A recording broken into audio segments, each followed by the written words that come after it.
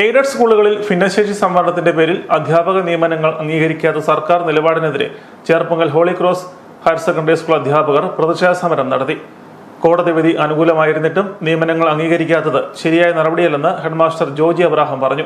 പക്ഷേ ഈ സുപ്രീം കോടതി ജഡ്ജ്മെന്റിൽ ആ വിധിന്യായത്തിന്റെ അവസാനം വ്യക്തമായിട്ട് പറഞ്ഞിരുന്നു, ഇത് സമാന മാനേജ്മെന്റുകൾക്കെല്ലാം ഈ വിധിന്യായം ബാധകമാണ് എന്ന്. അപ്പോൾ അതനുസരിച്ച് നമ്മുടെ മാനേജ്മെന്റുകൾ ഗവൺമെന്റിനെ സമീപിച്ചെങ്കിലും ഗവൺമെന്റ് നിഷേധാത്മക നിലപാട് തുടർന്നു. അപ്പോൾ നമ്മൾ ഹൈക്കോടതിയിൽ കേസ് കൊടുത്തു. ആ ഹൈക്കോടതിയിലെ കേസ് വന്നപ്പോൾ വ്യക്തമായിട്ട് ഹൈക്കോടതി പറഞ്ഞു, ഇതിലെന്താണ് പ്രത്യേകത, സുപ്രീം കോടതി വ്യക്തമായിട്ട് പറഞ്ഞിട്ടുണ്ടല്ലോ, അതുകൊണ്ട് 4 മാസത്തിനുള്ളിൽ ഇത് പരിഹരിക്കണം, നിയമന അംഗീകാരം കൊടുക്കണം. അപ്പോൾ 4 മാസമാകുവാനായിട്ട് ഏതാനും ദിവസങ്ങൾ ബാക്കി നിൽക്കുമ്പോൾ ഗവൺമെന്റ് അതിന് വീണ്ടും നിഷേധിച്ചു. നിങ്ങൾ കോടതിയിൽ പോയി ഉത്തരവ് നേടി വരണം, അത് NSSകാർക്ക് മാത്രമുള്ളതാണ്. അപ്പോൾ ഇതിനകത്തെ പ്രശ്നം എന്താണെന്ന് വെച്ചാൽ, ഇനി നമ്മൾ കോടതിയിൽ പോയി അനുകൂല ഉത്തരവുകൾ നേടി വരുമ്പോഴേക്കും കാലമെടുക്കും.